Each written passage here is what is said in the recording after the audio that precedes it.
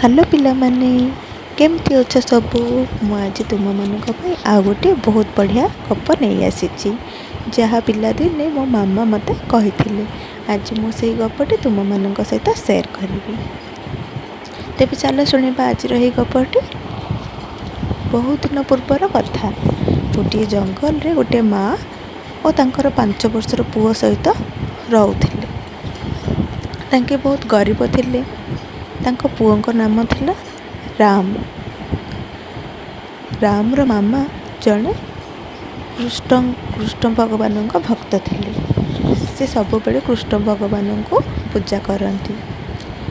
ଆଗକାଳରେ ପିଲାମାନେ ଜାଣିଥିବ, ସ୍କୁଲ କଲେଜ ଏସବୁ ନଥିଲା, ତ ପିଲାମାନେ ଆଶ୍ରମରେ ରହି ପାଠ ପଢ଼ନ୍ତି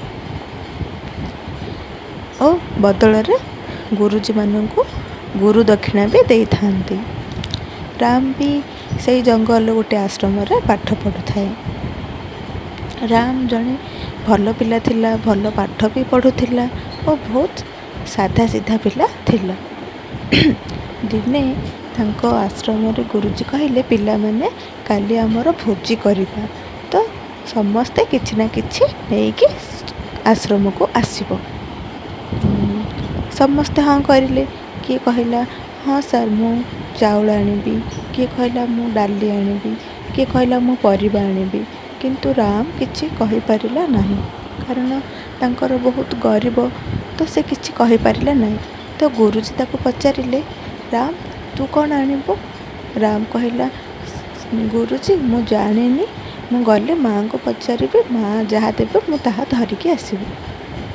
ତ ଗୁରୁଜୀ କହିଲେ, ହଉ ଠିକ୍ ଅଛି, ସମସ୍ତେ କିଛି ନା କିଛି ନେଇକି ଆସିବ, ଯିଏ କିଛି ଆଣିବନି ସିଏ କାଲିକି ଆସିବନି। ତ ରାମର ମନ ଖରାପ ହେଲା। ସେ ମନ ଦୁଃଖରେ ଘରକୁ ଗଲା।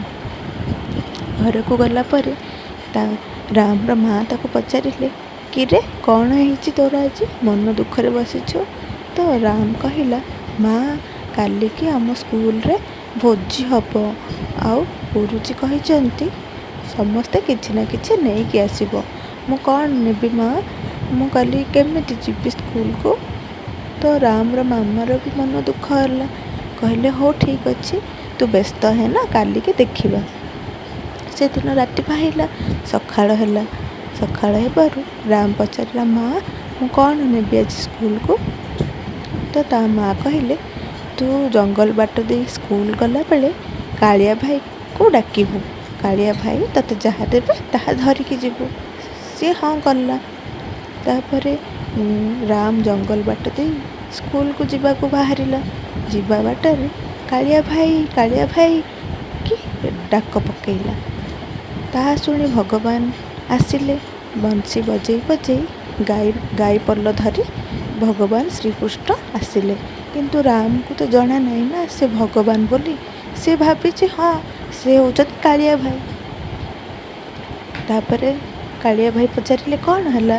ନା କାଳିଆ ଭାଇ ଆମ ସ୍କୁଲରେ ଆଜି ଭୋଜି ହେଉଛି, ମା କହିଛନ୍ତି ତମେ ମୋତେ କ'ଣ ଦିଅ। ତ କାଳିଆ ଭାଇ ତାକୁ ଗୋଟେ ଦହି ହାଣ୍ଡି ବଢ଼େଇ ଦେଲେ। ଦହି ହାଣ୍ଡି ଧରି ରାମ ମନ ଖୁସିରେ ସ୍କୁଲ ଗଲା। ସ୍କୁଲରେ ଭୋଜି ଆରମ୍ଭ ହେଲା। ଭାତ, ଡାଲି, ତରକାରୀ, କ୍ଷୀରି ସବୁ ବିଭିନ୍ନ ପ୍ରକାର ଜିନିଷ ହେଲା। ସମସ୍ତେ ଆନନ୍ଦରେ ପେଟ ଭର୍ତ୍ତି କରି ଖାଇଲେ। ଭାତ ସରିଲା, ଡାଲି ସରିଲା, ସବୁ ସରିଲା, କିନ୍ତୁ ଯେଉଁ ଦହିଟି ରାମ ନେଇକି ଯାଇଥିଲା ସେ ଦହି ଟୋଟାଲି ସରିଲା ନାହିଁ। ଯେତେ କାଢ଼ୁଥିଲେ ବି ବାହାରୁଥିଲା। ଏହା ଦେଖି ଗୁରୁଜୀ ଟିକେ ଆଶ୍ଚର୍ଯ୍ୟ ହେଲେ। ଗୁରୁଜୀ ରାମକୁ ଡାକି ପଚାରିଲେ, କିରେ ତୁ ଦହି ହାଣ୍ଡି କେଉଁଠୁ ଆଣିଛୁ? ଯେତେ ଖାଇଲେ ବି ବାହାରୁଛି। ରାମ କହିଲା, ଗୁରୁଜୀ ଏଇଟା ମୋ କାଳିଆ ଭାଇ ଦେଇଛନ୍ତି। ସାର୍ କହିଲେ, କେଉଁ କାଳିଆ ଭାଇ? ନା ସେ ଜଙ୍ଗଲରେ ରୁହନ୍ତି, ସେ ଗାଈ ଚରାନ୍ତି। ନା ଠିକ୍ ଅଛି, କାହିଁ ଚାଲୁନ ମୋତେ କାଳିଆ ଭାଇ ପାଖକୁ ନେଇକି ଚାଲେ। ତ ରାମ କ'ଣ କଲା, ତାଙ୍କ ଗୁରୁଜୀକୁ ଧରି ଜଙ୍ଗଲ ନେଇକି ଗଲା। ସେଠି ଯାଇକିରି ଡାକିଲା, କାଳିଆ ଭାଇ। କିନ୍ତୁ ଭଗବାନ ତ ସମସ୍ତଙ୍କୁ ଦେଖା ଦେବେନି ନା। ତାଙ୍କୁ ଯିଏ ନିଜ ମନରେ ଭକ୍ତିର ସହିତ, ସ୍ନେହ ଶ୍ରଦ୍ଧା ସହିତ ଡାକିବ ତାକୁ ହିଁ ଦେଖାଦେବେ। ସମସ୍ତଙ୍କୁ ତ ଭଗବାନ ଦେଖା ଦେବେନି ନା। ତ ଭଗବାନ ଆଉ ଆସିଲେନି। ନ ଆସିବାରୁ ତାଙ୍କ ଗୁରୁଜୀ ତାକୁ ମାରିଲେ। କହିଲେ ମିଛୁଆ, ତୁ ମୋତେ ମିଛ କହୁଛୁ? କାହିଁ ତୋ କାଳିଆ ଭାଇ କିଏ? କାହିଁ କିଏ ତ ଆସୁନାହାନ୍ତି? କେଉଁଠୁ ଆଣିକିରି ଦହି ତୁ ମୋତେ ଦେଲୁ? କହି ବହୁତ କଥା କହିଲେ, ଯାହାଦ୍ୱାରା ରାମ ବହୁତ କାନ୍ଦିଲା ଓ କାନ୍ଦି କାନ୍ଦି ବିକଳ ମନରେ କହିଲା, କାଳିଆ ଭାଇ ତମେ ଯଦି ନ ଆସିବ ନ ଆସ, ତମ ବଂଶୀଟା ଟିକେ ଦୂରରେ ଥାଇ ବଜେଇ ଦିଅ। ଏହା ଶୁଣି ଭଗବାନ ଶ୍ରୀକୃଷ୍ଣଙ୍କ ମନ ବହୁତ ଦୁଃଖ ହେଲା ଓ ସେ ରାମର କଥା ମାନି ବଂଶୀଟାକୁ ବଜେଇ ଦେଲେ। ଏହା ଶୁଣି ଗୁରୁଜୀ ପୁରା ଆଶ୍ଚର୍ଯ୍ୟ ହୋଇଗଲେ। କହିଲେ, ଏହା ତ ଶ୍ରୀକୃଷ୍ଣ ଭଗବାନଙ୍କ ବଂଶୀ। ତ ସେ ରାମର ପାଦ ଧରିଲେ ଓ କହିଲେ, ମୋର କେତେ ବଡ଼ ଭୁଲ ହେଇଗଲା, ମୁଁ କେତେ ବଡ଼ ପାପୀ। ଭଗବାନ ମୋତେ ଦେଖାଦେଲେନି, ତତେ ଦେଖାଦେଲେ। ଆଜିଠୁ ତୁ ମୋର ଛାତ୍ର ନୁହଁ, ମୁଁ ତୋର ଗୁରୁ ନୁହଁ, ତୁ ମୋ ଗୁରୁ। ଏହା କହି ଗୁରୁଜୀ ବହୁତ ମନ ଖରାପ କଲେ। ଏହାଦ୍ୱାରା ଆମେ କ'ଣ ଶିଖିଲେ ପିଲାମାନେ? ଜୀବନରେ ସବୁବେଳେ ଆମେ ଭଗବାନଙ୍କୁ ବିଶ୍ୱାସ କରିବା ଉଚିତ।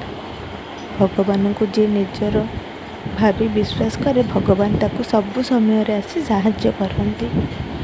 ବାପା ମାଆ ବି ଆମର ଭଗବାନ। ସବୁବେଳେ ବାପା ମାଆଙ୍କର କଥା ମାନିବା ବି ଆମର କର୍ତ୍ତବ୍ୟ। ତା ସହିତ ଭଗବାନଙ୍କୁ ପୂଜା କରିବା ବି ଆମର କର୍ତ୍ତବ୍ୟ। ତେବେ ଆଜିର ଗପଟି କେମିତି ଲାଗିଲା ମୋ ସହିତ ସେୟାର କରି କହିବ।